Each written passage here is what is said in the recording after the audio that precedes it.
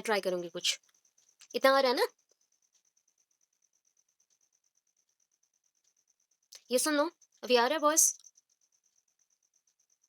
Okay, चलो। Okay, theories of intelligence, यहाँ पे लीजेंस है बिकॉज यहाँ पे बहुत सारे कंसेप्ट आएंगे, थ्योरीज आएंगे।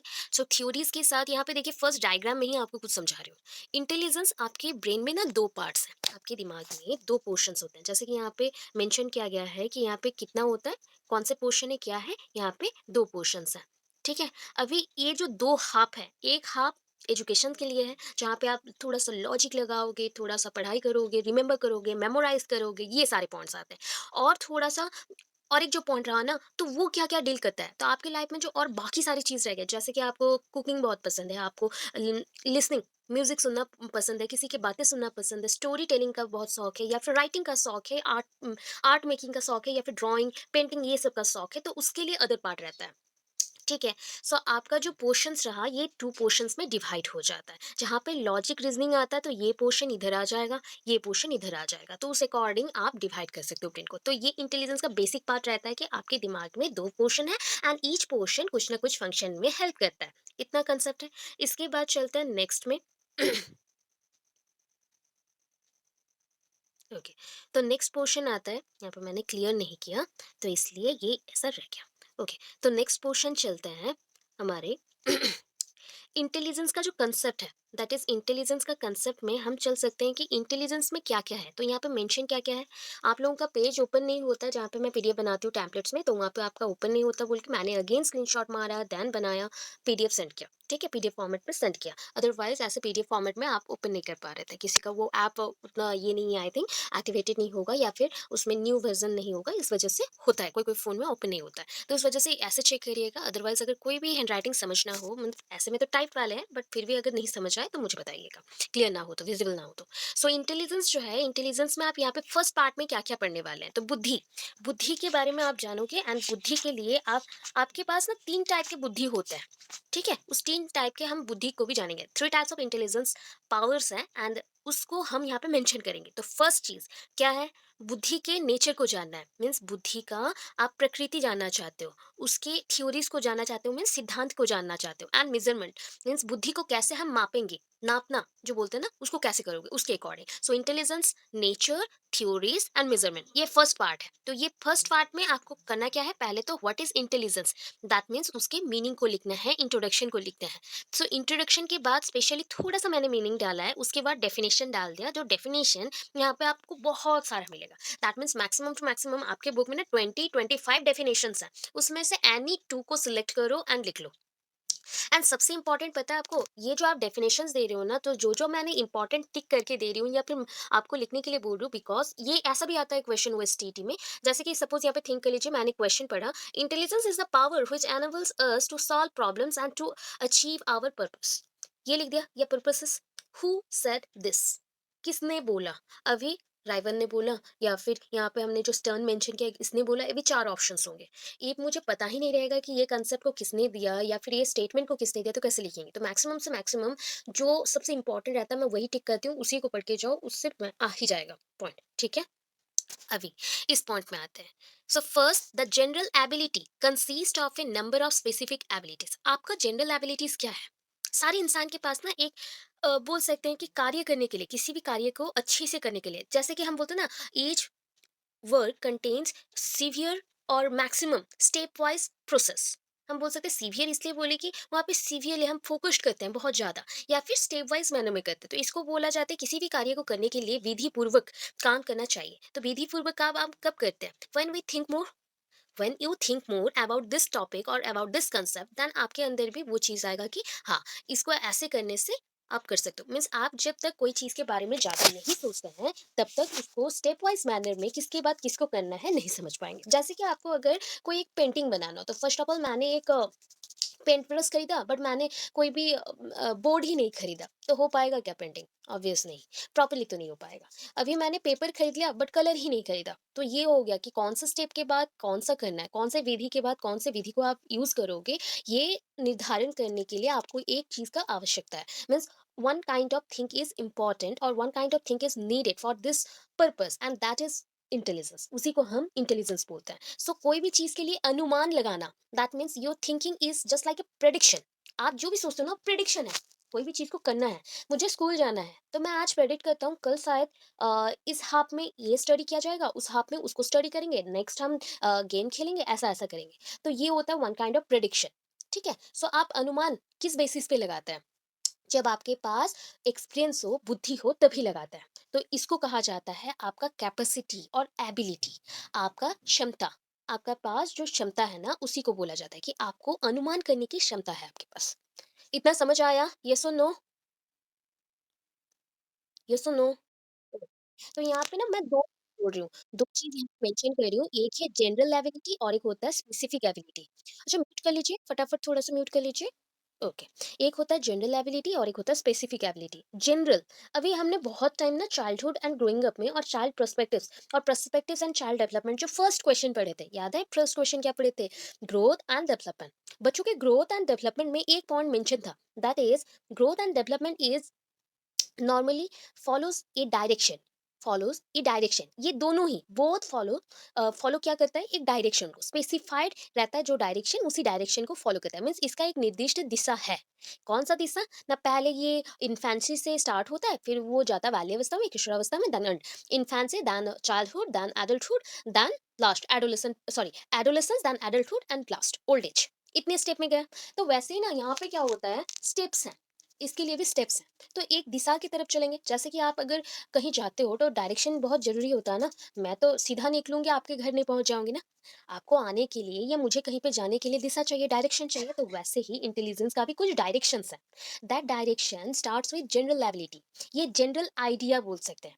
आपको कोई भी ऑब्जेक्ट के बारे में, वस्तु के बारे में पूरा आइडिया है, ज्ञान है, बट उसके अंदर अंदर से अंदर चले तो छोटे से छोटे चीज के अंदर, मीन्स ऑब्जेक्ट के अंदर, ऑब्जेक्ट किससे बना है, कैसे ये चीज़ बनता है, उसमें कौन-सा चीज़ लगा है तो ये ऑब्जेक्ट पूरा अपना एक आकार बना लिया है। That means shape, definite shape बन गया है, या फिर इसका यूज़ क्या है। तो ये जो छोटे-छोटे पॉइंट्स रहते हैं ना, जब आप एक पॉइंट तक पहुँचते हैं तो उसको बोलते हैं स्पेसिफिक। तो आपका ज्ञान या फिर आपका जो बुद्धि, आपका जो इंटेलिजेंस है, अभी बहुत ही बड़ा है।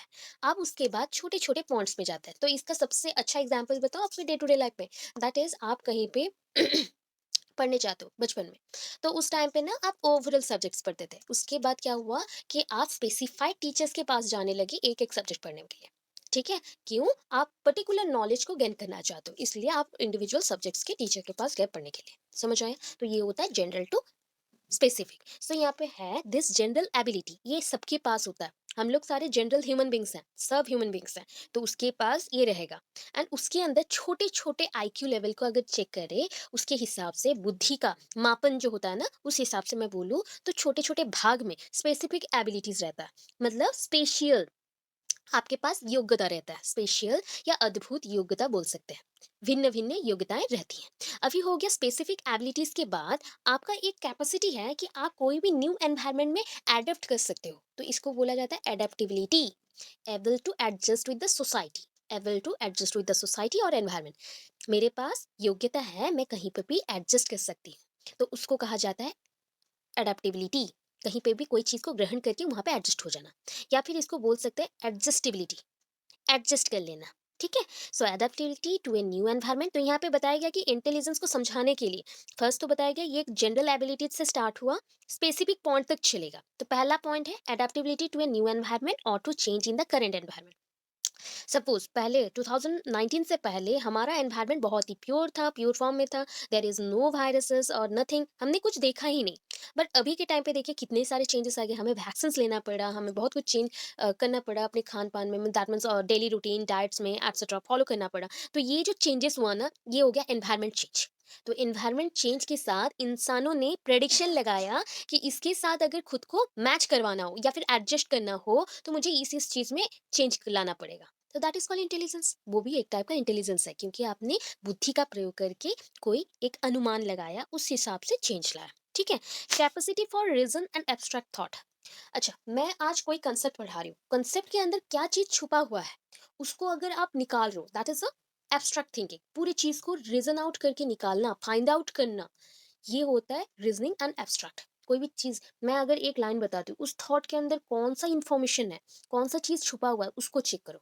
उसको चेक करके निकालना आपकी बुद्धि का ही काम है। Without intelligence you can not find anything. कोई भी चीज़ आप ढूँढ नहीं सकते। Ability to comprehend relationships, ability to evaluate and judge, capacity for original and productive thought। So और भी क्या कैपेसिटी मिल रहा है हमें? एबिलिटी मिल रहा है कोई भी चीज़ को बहुत अच्छे से हम समझा सकते हैं, या फिर कभी-कभी होता है ना कोई चीज़ को छोटे में समझाना, दैट मीन्स संक्षिप्त, not elaborately mentioned but correctly mentioned। Correctly हम मेंशन करेंगे बट एलाबरेटली नहीं करेंगे, तो वो भी हम कर सकते हैं। ये हमारे पास इंटेलिजेंस है। एबिलिटी टू इवेलुएट, कोई भी चीज़ को हम जज कर सकते हैं, एग्जामिन कर सकते हैं। परीक्षण विधि होते हैं ना, तो उसके लिए आपको बुद्धि चाहिए। आपके पास अगर बुद्धि नहीं होता, आप इतने बच्चों को पढ़ा पाते नहीं। तो इसके लिए इवेलुएट एंड जजमेंट के लिए आपके पास डिसीजंस होने चाहिए। तो ये डिसीजंस के लिए भी आपके पास बुद्धि होना चाहिए और इंटेलिजेंस पावर होना चाहिए। Capacity for original and productive thought, जो भी आपका इंटेलिजेंस है ना, एंड उसी इंटेलिजेंस के बेसिस पे हर एक पर्सन यूनिक है। Every person has their unique characteristics, and that character should be mentioned by their parents or mentioned by the society as per their role, as per their gender. They think that they are very creative and they show everything whatever they want to know or whatever they explore। जो भी उन्होंने जाना या फिर जानने को चाहते हैं, उसी को वो क्रिएटिव आइडिया में लगा के इमेजिनेशन करके बताते हैं, सोचते हैं दिमाग से। उसी को वो क्या करते हैं, एक्सप्लेन करते हैं, एक्सप्लोर करते हैं। मुझे अगर छोटे बच्चों को आप बोलेंगे ना, ये काम नहीं करोगे तुम, ठीक है, वो मैक्सिमम टाइम उसी काम को ही करता है। ठीक है, ये गलत है, नहीं, उसी को वो ट्राई करेगा। अच्छा मैं देखता हूँ ट्राई करके इसे करने से क्या होगा, ये क्यूरियोसिटी रहता है उनके अंदर। ठीक है, तो ये जो क्यूरियोसिटी के लिए जो एक एलिमेंट रहा ना आपके माइंड में, कुछ एक तो चीज़ है ना जो ये सब करने के लिए हेल्प कर रहा है, जजमेंट देने के लिए, एग्जामिन करने के लिए, ऑब्जर्व करने के लिए, एडजस्ट करने के लिए, आपके कैपेसिटी को डेवलप करने के लिए, क्रिएटिविटी आइडिया को निकालने के लिए जो चीज़ है उसे हम इंटेलिजेंस बोलते हैं या फिर बुद्धि बोलते हैं। कोई भी कार्य करने के लिए जो चाहिए वो नॉर्मली बुद्धि कहा जाता है, उसको हम बुद्धि कहते हैं। ठीक है, समझ आया? समझ आया? चलो अभी meaning and definition of intelligence. Meaning and definition of intelligence, ये हेडिंग है जहाँ पे पूरा मार्क थोड़ा चेक करिएगा। मैं हाईलाइट करने के लिए और टाइम नहीं मिला मुझे, सो इसको आप अंडरलाइन करोगे उसके बाद लिखोगे, अदरवाइज मिक्स हो जाएगा। ठीक है, यहाँ पे तो पता चल जाएगा, मैं बता दूंगी, बट आप लोग लिखते टाइम थोड़ा प्रॉपरली लिखिएगा। Meaning and definition of intelligence, तो अभी मीनिंग पहले लिख रहे हैं कि intelligence is a general capacity of an individual consciously to adjust his thinking to new requirement. आपके सोसाइटी का, आपके एनवायरनमेंट का, इवन इफ आपके फैमिली का जो भी नीड होता है ना, उसको अगर आप क्या करना चाहते हैं, फुलफिल करना चाहते हैं, मतलब क्या बोलते हैं उसको, उसकी पूर्ति करना चाहते हैं, तो उसकी पूर्ति के लिए आपको अपना बुद्धि लगाना पड़ेगा। That means to complete this work you you want to know how this work going on, कैसे ये वर्क होगा या फिर कैसे इसको कंप्लीट करना है। What is the basic necessity of this work, क्या है नेसेसरी और नेसेसिटी क्या है, क्यों करना है, ये सब जानना रहता है। ये इसे जानने के लिए जो चीज़ होता है वो इंटेलिजेंस है। जो चीज़ आपने ऊपर पढ़ा उसी को हमने यहाँ पे छोटा सा लिख दिया। रिक्वायरमेंट को फुलफिल करने के लिए जो चीज़ आप लगाते हो उसका कैपेसिटी को हम बोलते हैं बुद्धि या फिर intelligence. It is a general mental adaptability. ये क्या है, एक जनरल मेंटल एडेप्टिबिलिटी है टू न्यू प्रॉब्लम्स। आपके पास अगर दिमाग है, दैट मीन्स इंटेलिजेंस पावर है, सो कोई भी प्रॉब्लम को आप फेस कर सकते हो, कोई भी कंडीशन को आप ओवरकम कर सकते हो। लाइफ के जो हर्डल्स होते हैं ना, बहुत सारे प्रॉब्लम्स आते हैं लाइफ में, इतने सारे जीवन में इतने सारे कष्ट आते हैं, और मतलब ऊंचा नीचा, मतलब हम बोल सकते हैं ना कि ये जो बहुत सारे प्रॉब्लम्स है, कैसे है, कभी कभी बहुत बड़े प्रॉब्लम होते हैं तो उसको हम बोलते हैं बहुत ऊंचा प्रॉब्लम है, ऐसे दुर्घटनाएं हो गई ऐसा ऐसा, तो वो सारी चीजों को हम थिंक करते हैं, and that condition mentioned you as a one big mountain, एक बड़ा पहाड़ जैसा है, एंड आपको उसे ओवरकम करके जाना है, दैट मीन्स पार करके जाना है या फिर चढ़ के जाना है, कैसे भी करके पार करना है। सो आपको क्या चाहिए, मैक्सिमम पॉइंट में हमें क्या चाहिए होता है, इंटेलिजेंस चाहिए, क्योंकि उसी से हम आइडियाज जनरेट करते हैं, उसके थ्रू सॉल्व करते हैं। हो गया। अभी डेफिनेशन के अकॉर्डिंग मैंने दो डेफिनेशन दिया है। सो डेफिनेशन में according to Stern, intelligence is the aggregate or global capacity of an individual to act purposefully, to think rationally, and to deal effectively with his environment. यहाँ पे meaning के according मैं बताऊँ, ये globally है। Globally means क्या होता है कि ग्लोब, हम ग्लोब मीन्स पूरे वर्ल्ड को समझते हैं। सो ग्लोबली अगर देखा जाए, पूरे वर्ल्ड में देखा जाए, तो ये हर एक पर्सन के पास है, हर दूसरे पर्सन के पास, मनुष्य के पास ये बुद्धि होती है। मतलब हर एक इंसान में कुछ ना कुछ बुद्धि रहता ही है। हाँ, वो बुद्धि का कैपेसिटी अलग है। हम उसको जब नापेंगे तब जान पाएंगे कि रेंजेस वेरिएशन टाइप के हैं, तो वो वेरिएशन होता क्यों है। तो ये जो चीज़ होता है ना, ये सबके पास है। एंड हम अगर देखें, जो ये इंटेलिजेंस है ना, इसके थ्रू क्या करते हैं लोग, अपने काम को बहुत अच्छे से करते हैं। जैसे कि एक पर्पसफुली मीन्स कोई एक पर्पस के लिए, निर्दिष्ट समय के लिए कुछ काम होते हैं, कार्य होते हैं, तो उसी समय में उसी काम को करना चाहिए, अदरवाइज कुछ गलत होगा या फिर उसका रिजल्ट कुछ अच्छा नहीं आएगा। तो उस वजह से act purposefully. Second, to think rationally means आप यहाँ पे ना जाति के ऊपर भी थिंक करेंगे, समाज के ऊपर भी थिंक करेंगे, सबके भलाई के लिए थिंक करोगे, ऐसा नहीं है खुद के भलाई के लिए। इंटेलिजेंस ऐसा होना चाहिए। And last, to deal effectively with his environment. आपके एनवायरमेंट के साथ, पर्यावरण के साथ आप बहुत अच्छे से डील करोगे इफेक्टिवली। जो भी काम करोगे उसके साथ अच्छे से करोगे। सो ये आपका बुद्धि है। तो पहला अकॉर्डिंग टू स्टर्न हो गया। अभी अकॉर्डिंग टू स्टर्न के बाद बुद्धि के लिए और अगर मैं बोलूँ, बहुत ही छोटे छोटे और भी हैं। आपका जो इंटेलिजेंस है ना, it is one kind of adaptability capacity generate करता है। एडेप्टेबिलिटी कैपेसिटी जनरेट करता है। It is one kind of process by which we get क्या गेट करेंगे, we get power to adjust with the society, ऐसे लिख सकते हैं। कभी कभी अगर सपोज इस एग्जाम के लिए, मेन एग्जाम में आप क्या किए, ये डेफिनेशन ना भूल गए, या फिर इस डेफिनेशन जैसा आपको मीनिंग पता है बट आपने अकॉर्डिंग टू किसने लिखा भूल गए, तो क्या करेंगे, अकॉर्डिंग टू स्टर्न ने लिखे, अकॉर्डिंग टू एजुकेशनिस्ट दे दीजिए, या फिर कोई भी नाम याद आता है, कोई भी नाम ये ट्रिक बता रही हूँ। ये रॉन्ग चीज है बट आप कॉपी ब्लैंक नहीं छोड़े इसलिए बता दे रही हूँ, ठीक है। कि आपको क्या करना है, उस टाइम पे कोई भी एजुकेशनिस्ट का नाम आप मेंशन कर सकते हैं, बाकी आपको फॉरेन वाले सारे नाम चाहिए। आप इंडियन वाले मत दीजिएगा, बिकॉज इंडियन वाले बहुत कम लोग हैं जो एजुकेशनिस्ट, एज ए एजुकेशनिस्ट उन्होंने बहुत कुछ मेंशन किया है, ऐसा कुछ भी है नहीं उनका कंसेप्ट। तो एज एन एजुकेशनिस्ट उन्होंने अगर कुछ नहीं लिखा है ज़्यादा कुछ, तो आप सारे फॉरेन एजुकेशनिस्ट या ऑथर्स का नाम मेंशन करिएगा। तो उससे क्या होगा, मार्क्स भी रह जाएगा, 1 मार्क्स है पूरे। दो डेफिनेशन लिखेंगे, 1 मार्क्स पूरे कंप्लीट, ठीक है। तो उस अकॉर्डिंग लिखिएगा, बेटर रहेगा। अभी देखिए नेक्स्ट आता है अकॉर्डिंग टू राइवल। अच्छा, आवाज नहीं आ रहा है, कौन से पॉइंट पे नहीं आया, ये पॉइंट सुने, according to Stern. According to Stern सुने कि नहीं सुने। अच्छा, एग्जाम के बारे में जो बता रही थी, अच्छा ऑब्वियस है कि सपोज आपको कुछ चीज याद नहीं रहा है, सपोज ये नाम ना याद नहीं आया एग्जाम पे, तो आप क्या करोगे। सो ये जो पर्सन्स रहते हैं ये एजुकेशनिस्ट है, सारे एजुकेशनिस्ट हैं या साइकोलॉजिस्ट हैं, ठीक है। सो साइंटिस्ट भी मेंशन कर सकते हैं, बट साइंटिस्ट थोड़े से आर्ट सब्जेक्ट के साथ तो इतना मैच नहीं करता, तो इसलिए आप एजुकेशनिस्ट लिख सकते हैं। तो अकॉर्डिंग टू एजुकेशनिस्ट करके आपने लिख दिया, हो गया। अकॉर्डिंग टू एजुकेशनिस्ट, तो यहाँ पे एजुकेशनिस्ट का नाम याद नहीं है, तो क्या करेंगे, थोड़ा बहुत फॉरेन जो राइटर्स हैं ना, फॉरेन राइटर्स होते हैं या फॉरेन ऑथर्स होते हैं, या फॉरेन की जितने भी इतने सारे आप डेफिनेशन पढ़ोगे, कुछ तो नाम याद रहेगा, जैसे रॉस हो गया, गॉस हो गया, या फिर रिवन हो गया, जस्ट लाइक छोटे छोटे नाम भी हो गया, जो भी नाम आपको याद आते हैं वैसे नाम डाल दीजिएगा। ये क्या होता है ना, कि लोग क्या करते हैं, चेक कम करते हैं, उनका नाम होना चाहिए, एक नाम देख लिया, हाँ ऑब्वियस ये नाम होगा। बट फॉरेन वाले क्या होता है ना, फॉरेनर नाम दे दोगे तो मार्क्स थोड़ा अट्रैक्टिव वे में मिल जाता है, अट्रैक्टिव वे में मिल जाएगा। बाकी अगर इंडियन वाले दे दिए, तो इंडियन में ना बहुत कम एजुकेशनिस्ट है जिन्होंने ऐसा कुछ लिखा है, एंड उनका स्पेसिफाइड वाले जो डेफिनेशन है वो लिखे गए हैं। जैसे कि ना, कम एजुकेशनिस्ट में मैं एक उनका नाम बताती हूँ, महात्मा गांधी, ठीक है, डॉक्टर सर्वपल्ली राधाकृष्णन जी, विवेकानंद जी, सुभाष चंद्र बोस, ऐसे कुछ कुछ पर्सन है, जीदू कृष्णमूर्ति,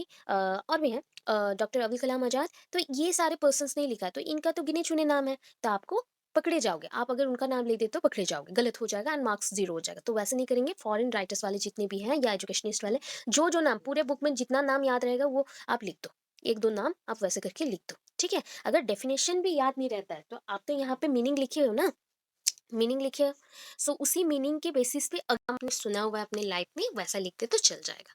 पूरा नाम याद नहीं रहता है तो उनका सरनेम लिख दीजिए, वो भी हो जाएगा, चल जाएगा, ठीक है। अभी नेक्स्ट में चलता है अकॉर्डिंग टू राइवल, that is RYBURN। Intelligence is the power. Intelligence क्या है, वन काइंड ऑफ पावर है which enables us to solve and to achieve our purposes. Intelligence क्या है, बुद्धि क्या होता है, एक प्रकार की शक्ति है जो कि हमें कोई भी प्रॉब्लम से, जैसे कि आपको कोई भी दुविधा है, तो उसको आप सॉल्व कर सकते हो, उसको प्रॉब्लम्स को आप सॉल्व कर सकते हो, एंड अपना जो भी पर्पस है, जैसे कि आपको कोई काम करना है तो उसको आप करके अचीव कर सकते हो कुछ भी। जैसे हम विनर्स बनते हैं ना, तो विनर्स कैसे बनते हैं? कोई भी हर्डल्स आते हैं उसको सॉल्व करते हो तभी विनर्स बनते हो। तो ऐसा है। तो उनका कांसेप्ट ये था। तो ये हो गया नॉर्मली आपका मीनिंग, डेफिनेशन एंड जो भी इंट्रोडक्शन ऊपर दे दिए थे कंप्लीट हो गया। नेक्स्ट चलते हैं ना कुछ फैक्ट्स। अभी सम फैक्ट्स जो मेंशन किया ये कैरेक्टरिस्टिक्स भी है। यहाँ पे आप कैरेक्टरिस्टिक्स बोल के लिख सकते हैं, मेन फीचर्स बोल के लिख सकते हो या फिर सम फैक्ट्स लिख सकते हो। ऐसे लिखने का पैटर्न चेंज किया जाता है थोड़ा बहुत, क्योंकि आप एक टाइप का पैटर्न अगर हर एक ये में देते हो तो थोड़ा बहुत बोर हो जाएंगे लोग।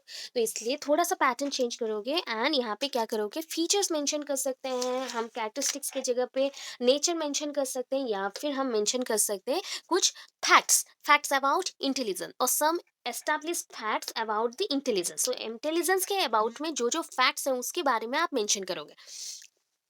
ठीक है। सो यहाँ पे फैक्ट्स देखिए, तो फर्स्ट फैक्ट यहाँ पे मेंशन है the some established facts of intelligence. First one is the relationship और the relation of intelligence with the nature and nurture.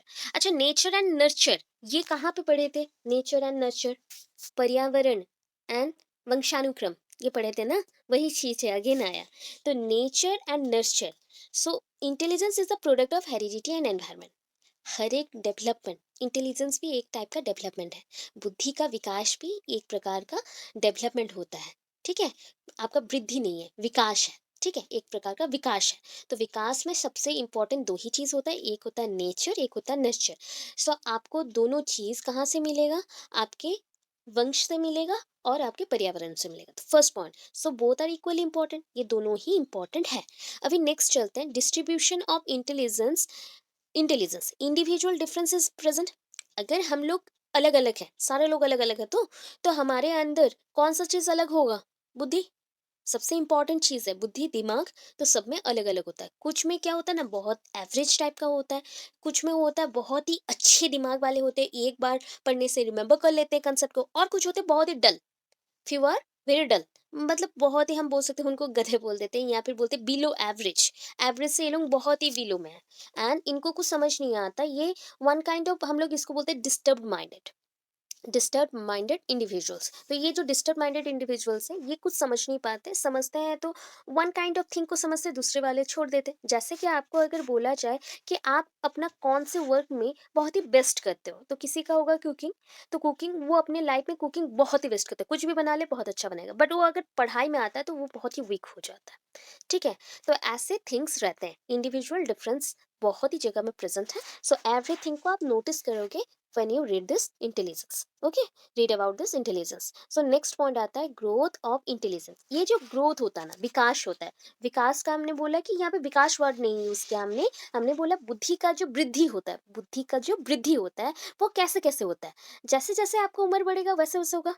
ठीक है, as per the age it reaches its maximum at 16 to 20 years। as per the age growth of intelligence also increases। growth of intelligence as per the age increase होता है, जैसे जैसे उम्र बढ़ेगा वैसे intelligence power बढ़ेंगे। एंड कब तक बहुत ही अच्छे से आपका बुद्धि का विकास हो जाता है? जब आप 16 से 20 साल के होते हो तब तक हो जाता है। तो इसका जो ग्रोथ है ना ये हॉराइजेंटल है। ठीक है, ये ऐसा, आप अगर कोई भी चीज को देखते हो ना, एक समांतर और समांतर वे से गति करता है, दैट मीन्स लिटरली मैं बोलूँ तो लीनियर फॉर्म में चलता है, थोड़ा थोड़ा थोड़ा थोड़ा करके आगे बढ़ते जाएगा, तो उसको हम हॉराइजेंटल इस पॉइंट में बोलेंगे। वर्टिकल होने से क्या होगा, वो जैसे हमारा आकार वृद्धि होता है ना वैसा वृद्धि होता है। तो हमारा सर तो और कभी बड़ा नहीं होगा ना, मैक्सिमम 16-17 साल के आप हो जाओगे, आपका सर जितना बड़ा होना चाहिए आपका हो गया, उसके बाद तो आपका सर का वृद्धि नहीं होगा। तो उस हिसाब से हम बोल सकते हैं जो बुद्धि का विकास है थोड़ा सा ऐसे लीनियर फॉर्म में चलता है, ना कि शरीर का जैसा आकार बढ़ता है वैसे आकार बढ़ेगा। तो ये हॉराइजेंटल ग्रोथ है। Intelligence and sex difference. अच्छा, इसके साथ ना कोई रिलेशन नहीं आता है। अगर आप बुद्धि को सेक्स डिफरेंस मीन सेक्स में जो भिन्नता है, लिंग का जो भिन्नता है, उसके साथ आप जोड़ के सोचोगे कि इसमें दोनों में कोई डिफरेंस आएगा, नहीं। सबको बोलता है ना जैसे कि गर्ल्स के पास थोड़ा सा इमेजिनेशन पावर कम रहती है, वो एक्सपीरियंस कम रहता है, ऐसा ऐसा। तो वो पहले का थिंकिंग था, बिकॉज पहले लोग छोड़ते नहीं थे गर्ल्स को बाहर जाने के लिए, पढ़ाई करने के लिए, बट अभी के टाइम पे ये इसका रिलेशन बिल्कुल ही नहीं है। बुद्धि का विकास, आप जितने ज़्यादा काम में खुद को इन्वॉल्व करोगे उससे ही आपका क्रिएटिव आइडियाज आएगा, वहाँ से ही डेवलपमेंट होगा। तो ये समांतर गति करता है, means both male and female में एक ही टाइप का है, एक ही टाइप का डेवलपमेंट प्रोसीड एक टाइप का ही करता है। अभी सुनाई दे रहा है? कोई प्रॉब्लम नहीं हो रहा है? ठीक है। Okay. It is not a birth right. अच्छा आप बताइए, इंटेलिजेंस बुद्धि जो है ये आपका बर्थ राइट है क्या? बिल्कुल नहीं। आप बचपन से ही जब पैदा हुए थे, आप अपनी मम्मी को बोल सकते हो कि मैं बहुत ही चालाक हूँ, ऐसा नहीं बोल सकते ना। ये तो आप बोलना ही जब स्टार्ट नहीं किए थे, उसी टाइम से ये शो होता है थोड़ा बहुत। जैसे कि आपको कुछ पकड़ने दिया गया, आप अगर होल्ड करते हो, तो हम बोलते हैं हाँ, तो इसका होल्डिंग का कैपेसिटी अच्छा है। अगर बच्चे को बोला गया, ये कलर को देखो, इस कलर को याद रखो, तो वो याद रखता है। अभी तो छोटे बच्चों को हम सिखाते हैं बॉडी के different parts.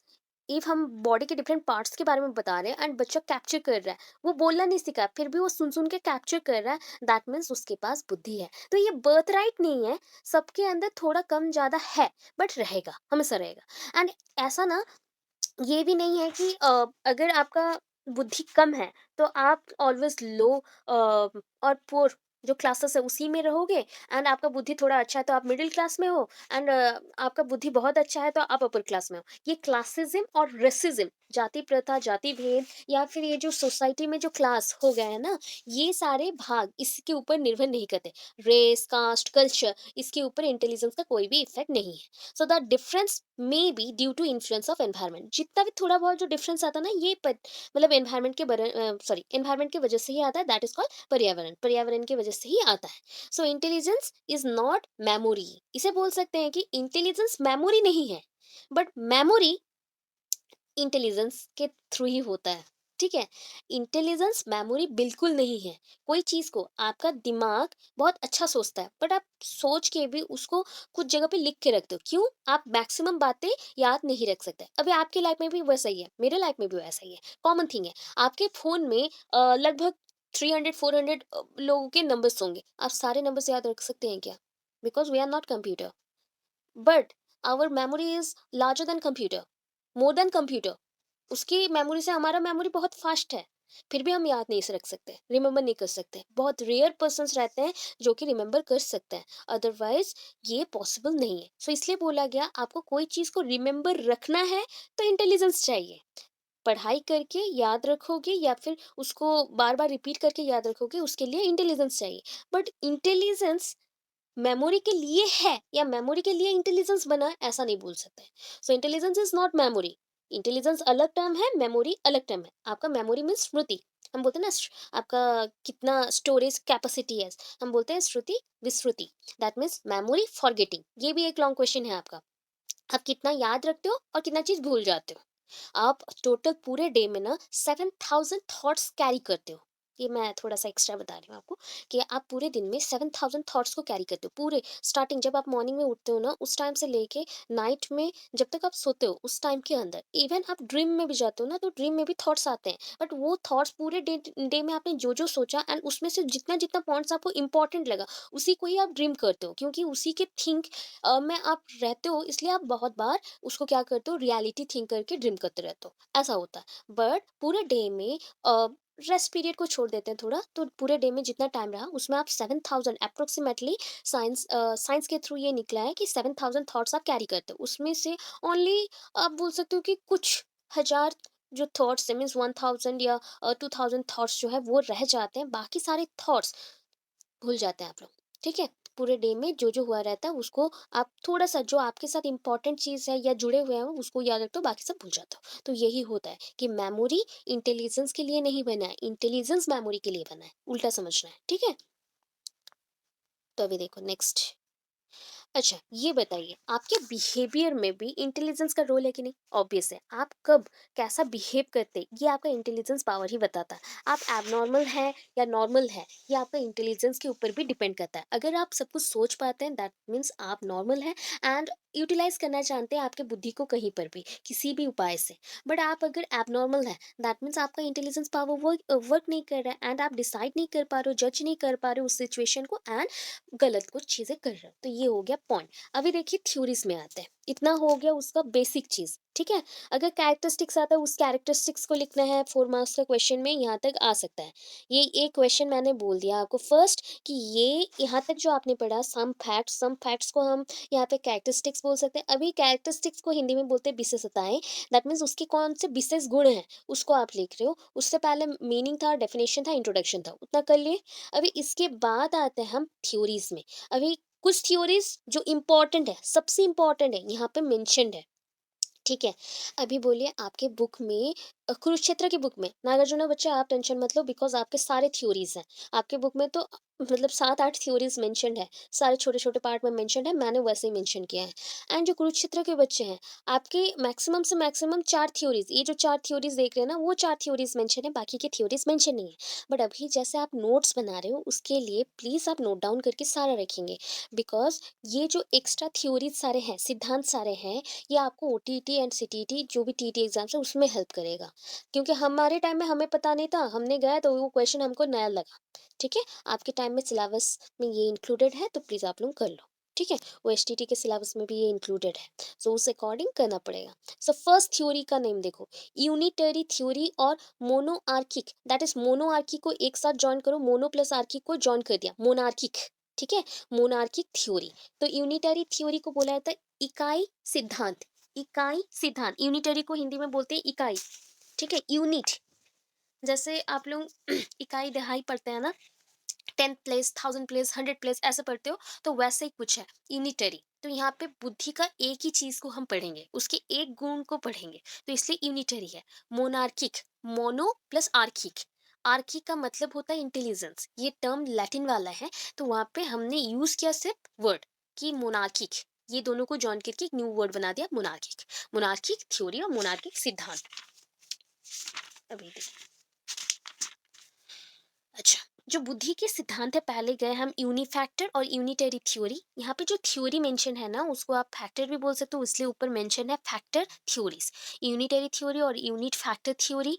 मोनार्किक factor theory mention कर सकते हैं, एनार्किक थ्योरी और multi factor theory, Spearman's two factor theory और electric theory, Thurstone's group factor theory. ठीक है। सो फर्स्ट चलते हैं यूनिटरी थ्योरी। यहाँ पे पूरा याद करके चलेंगे स्टोरी जैसा कि यूनिटरी थ्योरी या फिर आप बोल सकते हैं यूनिट फैक्टर थ्योरी या फिर मोनार्किक थ्योरी, बुद्धि का एक कारक सिद्धांत, एक ही विशेष गुण हम यहाँ पे लेंगे तो एक कारक और इकाई सिद्धांत आप बोल सकते हो। तो ये जो यूनिटरी थ्योरी और मोनार्किक थ्योरी है ना, इसको फर्स्ट किसने डिस्कवर किया? फर्स्ट ना बिनेट ने डिस्कवर किया, BINET। सो प्लीज यहाँ पे मेंशन कर दीजिएगा बिकॉज मैंने मेंशन नहीं किया क्योंकि उतना इंपॉर्टेंट नहीं था, बट नाम आप जब लिखो तब मेंशन कर दो। क्या मेंशन करेंगे यहाँ पे? बिनेट। ठीक है। BINET, beneath. ठीक है। बिनेट ने इसको लिखा। सो बिनेट को यहाँ पे ना NET जो है टी प्रोनाउंस नहीं किया जाता, बिने। मैं स्पेलिंग के लिए आपको बता दी बिनेट, बट टी प्रोनाउंस नहीं होता है, तो उसके अकॉर्डिंग क्या हो जाएगा? बिने। सो यूनिटरी फैक्टर थ्योरी और यूनिट फैक्टर थ्योरी किसने डिस्कवर किया, किसने निकाला? बिने ने। बिने ने निकाला। ठीक है। उसको आगे कोई बढ़ाया होगा ना, और भी ज्यादा प्रोग्रेस किया होगा, उसको एक्सपांड किया गया होगा उसके वर्क को, तो दो और भी आए साइंटिस्ट। ठीक है। एजुकेशनिस्ट बोले या फिर साइंटिस्ट बोले। वन इज अगर नेम वाइज हम मेंशन करते हैं, one of the name is Terman, another is stern. Stern, STERN, आपने डेफिनेशन में जो स्टर्न लिखा था वही है, और एक हो गया टर्मन। ठीक है। समझ आया? सो बिन्ने ने क्या किया? इसको डेवलप किया, बट इसको एक्सपांड किया किसने? टर्मन एंड स्टर्न ने। टर्मन एंड स्टर्न ने। एंड इसके लिए उनको ना बहुत सारी प्राइजेस मिले, अवार्ड्स मिले, बहुत कुछ मिल गया। ठीक है। सो यूनिट फैक्टर थ्योरी और मोनार्किक थ्योरी किसने डिस्कवर किया? बिने ने। एंड बिने के बाद कौन आया नेक्स्ट? बिने के बाद नेक्स्ट कौन आया? बिने के वर्क को एक्सपांड करने के लिए Terman and stern. Terman and stern. तो इनका जो कहना है ना कि ये बिलीव करते हैं आपका जो इंटेलेक्चुअल डेवलपमेंट है, या फिर आप बोल सकते हैं जो आपका दिमाग है, तो वो किसी इंटेलिजेंस के ऊपर ही डिपेंड कर रहा है। सो ये जो बुद्धि है, बुद्धि को आप अपने जीवन में एक तरह से यूज करते हैं, कभी भी ना आप दो हिस्से में यूज नहीं करते इक्वली। अगर करना है तो एक तरह से आप कर सकते हो, जैसे कि होते हैं ना कुछ बच्चों में, आप देखिए कुछ बच्चे मैथ्स में बहुत अच्छे होते हैं, मैथ्स में 100 लेके आएंगे, बट वो केमिस्ट्री में 13 नहीं ला पाते या इंग्लिश में 30 नहीं ले पाते। तो ये होता है कि आप अपने लाइफ में एक तरह के गुण के लिए बुद्धि को विकास करें या बुद्धि को यूज करेंगे, इसलिए बोला गया यूनिट फैक्टर थ्योरी।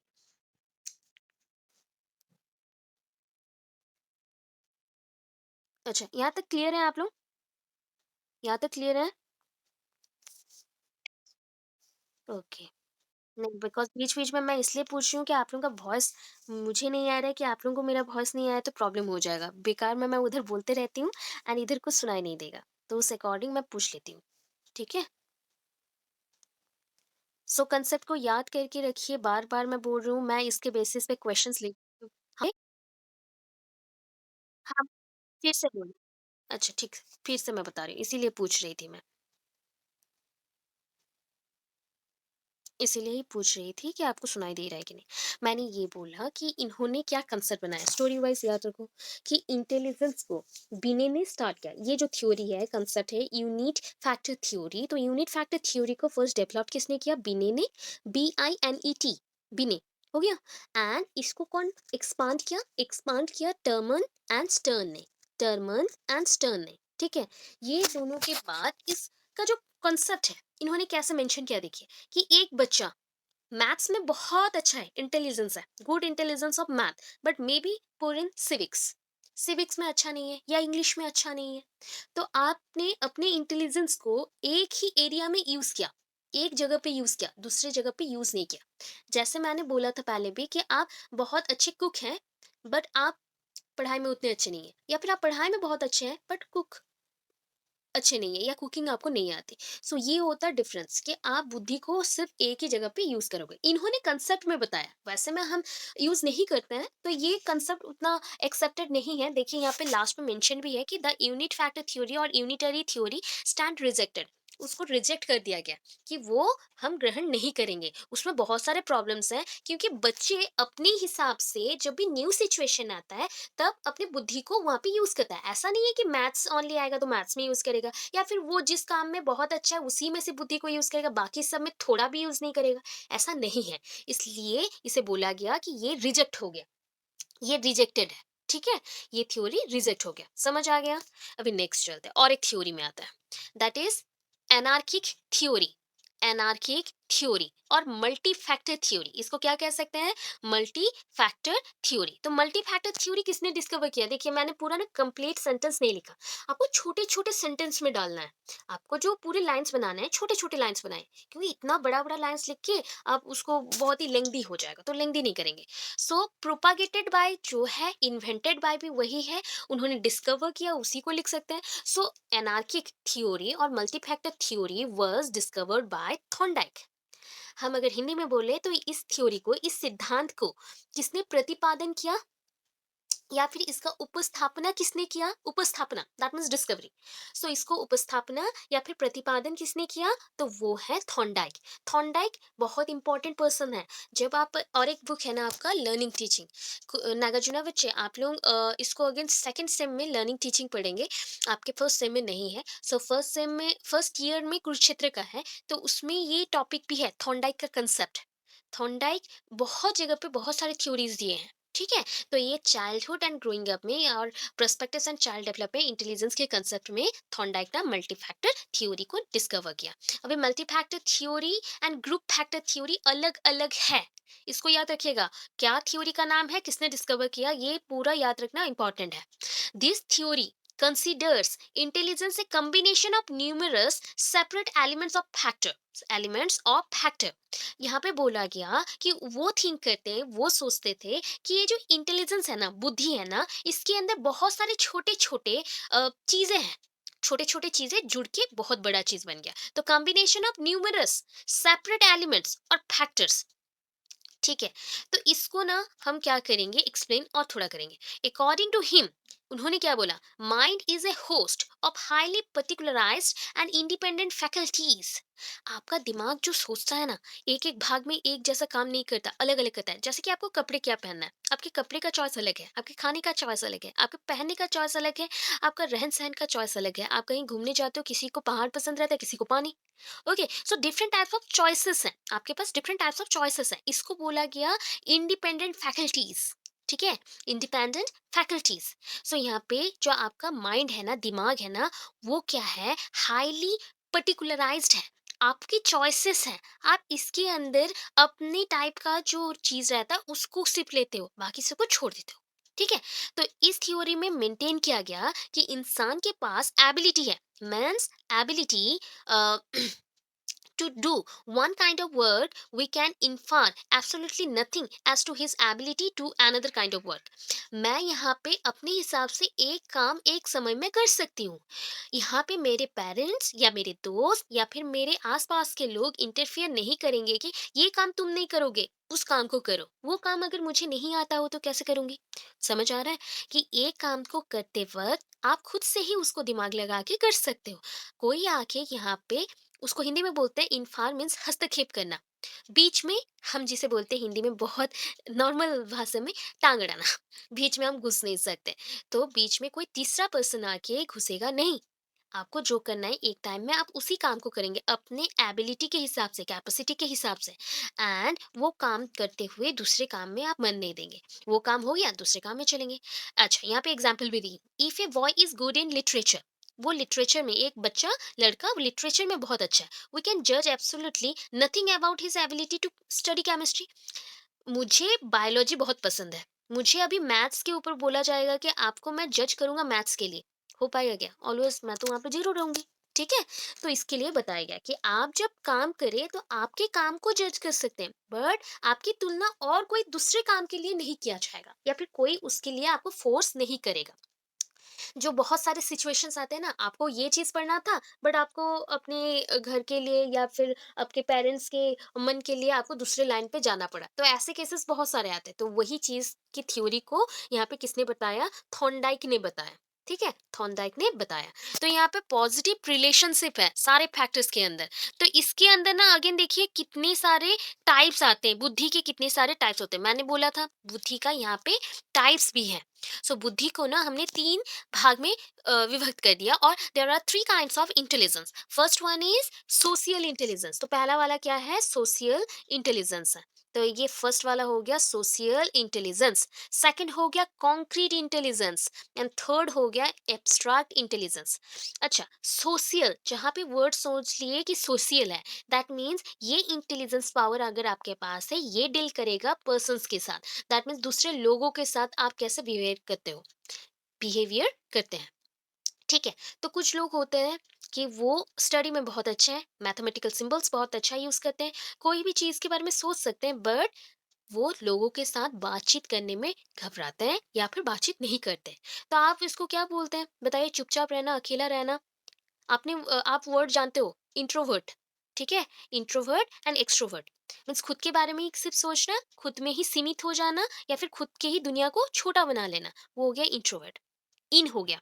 अभी इन का ऑपोजिट तो आउट होता है, या फिर हम इन एंड एग्जिट भी मेंशन करते हैं, आउट को एग्जिट भी लिखते हैं। तो उसमें ई एक्स मीन्स होता है बाहर का दुनिया, बाहर जाओ, बाहर।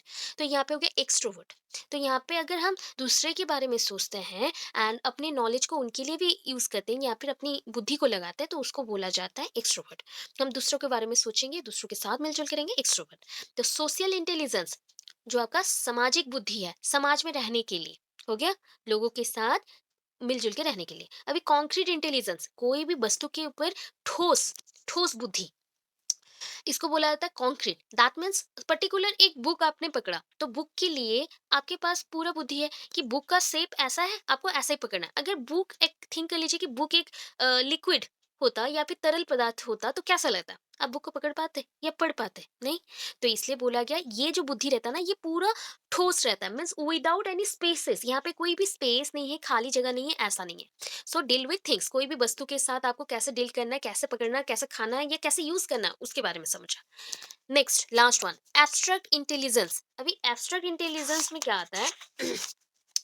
यहाँ पे आप जो जो चिन्ह यूज करते हैं ना, सिंबल्स, हम बोलते हैं सिंबल्स, मैथमेटिकल सिंबल्स जो गणित में आपने यूज किया, तो उसको कहा जाता है हिंदी में अमूर्त।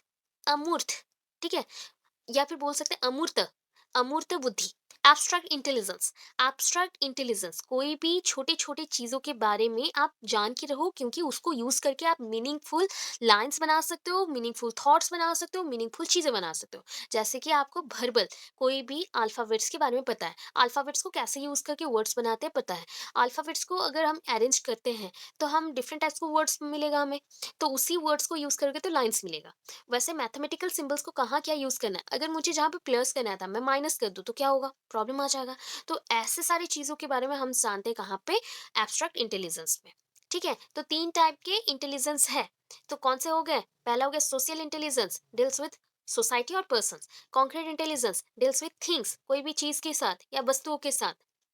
ठीक है, उसको बोलते हैं ठोस बुद्धि। सामाजिक बुद्धि, ठोस बुद्धि, एब्स्ट्रैक्ट है अमूर्त बुद्धि। अमूर्त बुद्धि में abstract intelligence deals with the verbal and mathematical symbol. कोई भी चिन्ह के बारे में या फिर कोई भी शब्द के बारे में आप वहाँ पे डिटेलली जानते हो। ठीक है? अभी नेक्स्ट चलते हैं।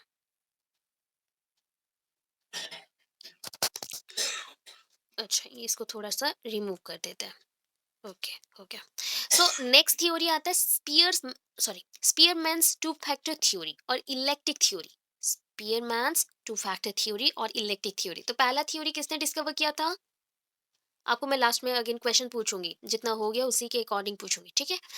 सो नेक्स्ट चल रहे स्पीयरमैन्स टू फैक्टर थ्योरी और इलेक्ट्रिक थ्योरी। ये ना सबसे पॉपुलर थ्योरी है, इसको बहुत ही ज्यादा एक्सेप्ट किया गया था। ठीक है?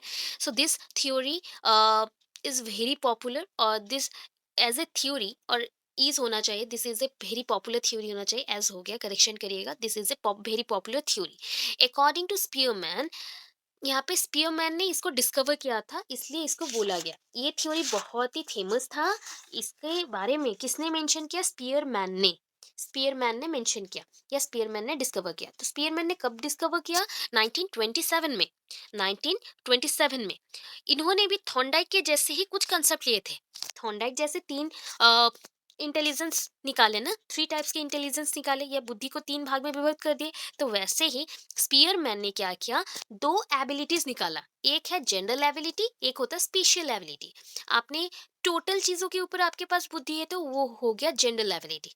कोई एक छोटे छोटे चीजों में आपके पास बुद्धि है, स्पेसिफिक आपको आपका स्पेशलिटी है, या फिर आपके पास स्पेशल गुण है कि आप लोगों के साथ बहुत जल्दी घुल मिल जाते हो, तो ये हो गया स्पेशल कैरेक्टर, बिकॉज सबके पास ये चीज नहीं होता है। Special ability. या फिर किसी को आता ना कोई भी क्राफ्ट बनाना, एक एक पर्सन को क्राफ्ट बनाना अच्छा लगता है, एक एक पर्सन को नहीं लगता है, दैट मीन्स ये भी एक स्पेशल कैपेबिलिटीज हो गया या फिर एबिलिटी हो गया। तो general ability and special ability. अभी जनरल जो एबिलिटी है उसको हम बोल सकते हैं जनरल फैक्टर। और एबिलिटी, ये क्या होता है? ये ना हमेशा जुड़ा हुआ रहता है स्पेशल एबिलिटी के साथ। जब भी आप जनरल एबिलिटी का बात करेंगे वो उसको पाएंगे स्पेशल एबिलिटी के साथ। अच्छा, अभी ना हम चलते हैं ह्यूमन बींग्स की बुद्धि के ऊपर। तो एक चीज देखा जाएगा, एग्जाम्पल्स मैं दे रही हूँ। An individual's performance in Hindi is primarily due to his general intelligence and partly to some kind of specific ability in language. आपको भाषागत अधिकार जो आपके पास है ना, वो एबिलिटी आपका बहुत ही अच्छा है। आप कोई भी भाषा को सुनते हैं तो आप उसमें लर्निंग कर सकते हैं, दैट मीन्स उसको सीख सकते हैं। तो लैंग्वेज एक्वायर करना, एबल करना, या फिर लैंग्वेज एबिलिटी मीन्स आप, आपके पास एबिलिटी है, आप कोई भी लैंग्वेज को अपने हिसाब से अपने अंदर ला सकते हो, दैट मीन्स आप उसे लर्न कर सकते हो। You are able to learn any type of language. ये हो गया आपके पास कंसेप्ट। तो ये जो पहला चीज है, आपके पास कौन सा स्पेशल एबिलिटी आ गया कि आप लैंग्वेज अधिकार कर सकते हो, अधिग्रहण कर सकते हो, मीन्स उसको सीख सकते हो। पहला ओवरऑल चीजें क्या था? कि ओवरऑल में आपका हिंदी आपका जो हिंदी है ना, ये एक एक आ गया, सॉरी, जो लैंग्वेज एबिलिटी था ये तो सारे लैंग्वेज को कैरी कर रहा है, दैट मीन्स उसको बोला गया जी, जनरल एबिलिटी। उसके बाद आया स्पेशल हिंदी।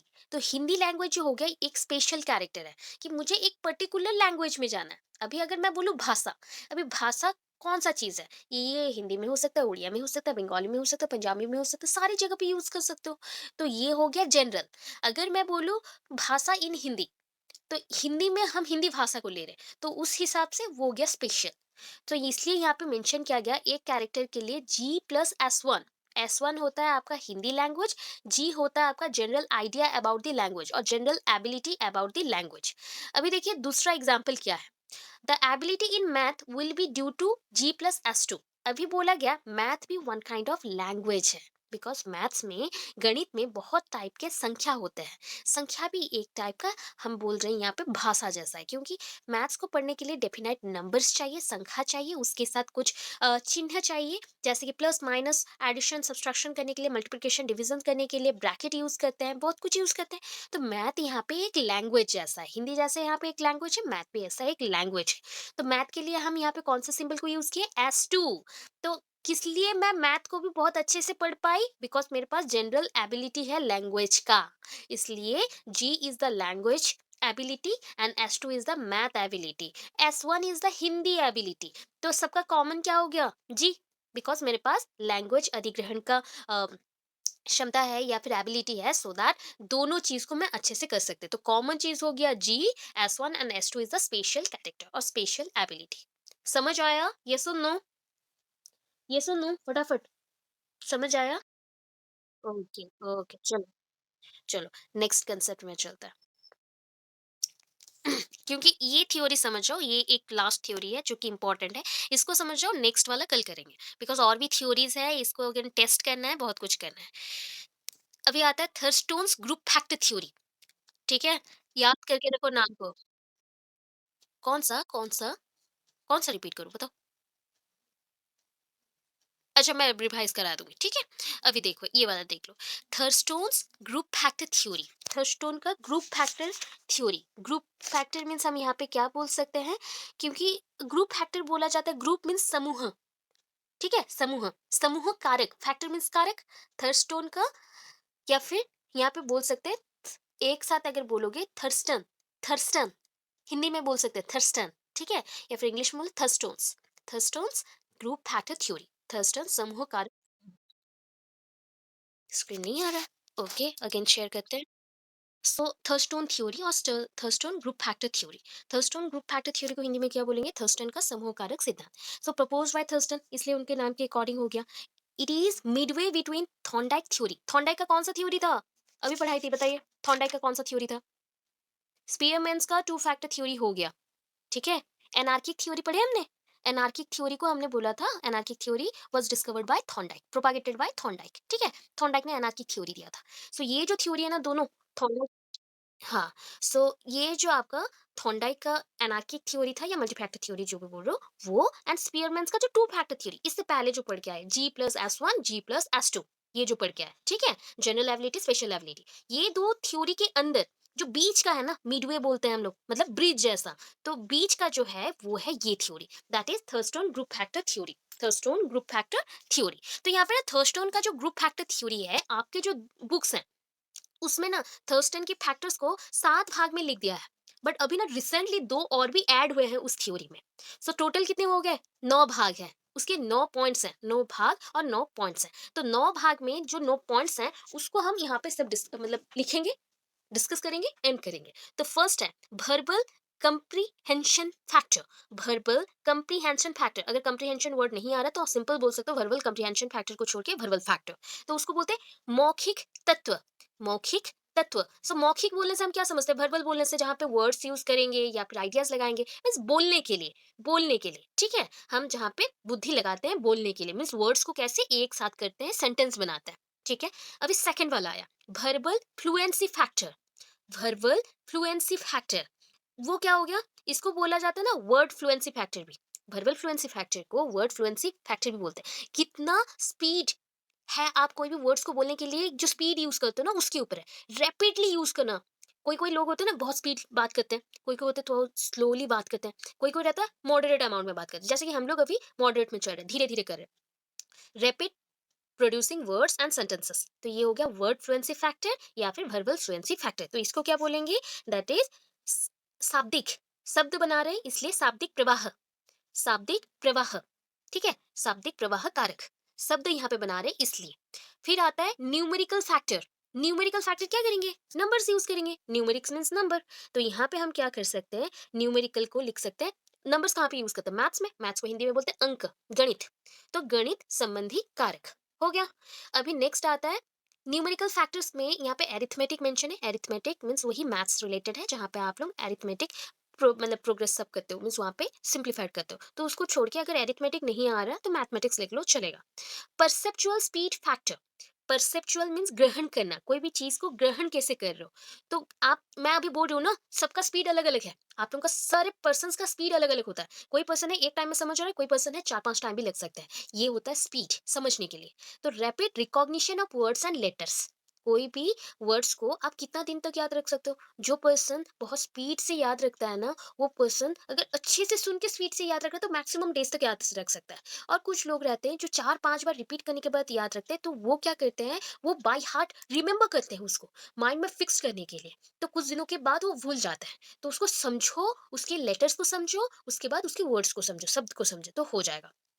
देन नेक्स्ट आते हैं इंडक्टिव रीजनिंग फैक्टर। अभी इंडक्टिव रीजनिंग को क्या बोलते हैं, मैंने इंडक्टिव डिडक्टिव वर्ड तक अभी तक पहुंचे नहीं है बिकॉज ये मेथड्स पेपर में आपके हैं ये दोनों वर्ड। अच्छा, इंडक्टिव, इन मीन्स आना ना, तो यहाँ पे ना दो वर्ड्स हम हिंदी में यूज करते हैं, आगमन निगमन। आगमन निगमन, ठीक है। इंडक्टिव ये होता है निगमन तर्क, क्योंकि रीजनिंग मीन्स तर्क है, तर्क कारक। निगमन तर्क कारक, जहां पे आप क्या करते हो, कोई भी चीज के बारे में स्पेसिफिक टू जनरल जाते हो, मीन्स आप अंदर से बाहर की तरफ जाओगे, बाहर से अंदर की तरफ नहीं आओगे, अंदर से बाहर की तरफ जाना। आगमन मीन्स वेलकमिंग, हम बोलते हैं ना घर पे कोई आया है, आगमन किया। निगमन, घर से कोई बाहर जा रहा है, तो आप अंदर से बाहर की तरफ कोई चीज को सोच रहे हो, तो वो होता है स्पेसिफिक टू जनरल। उसके छोटे छोटे पॉइंट्स को पकड़ो, क्लूज को पकड़ो, देन बड़े अमाउंट में क्या आता है रिजल्ट देखो, तो वो हो गया स्पेसिफिक टू जनरल।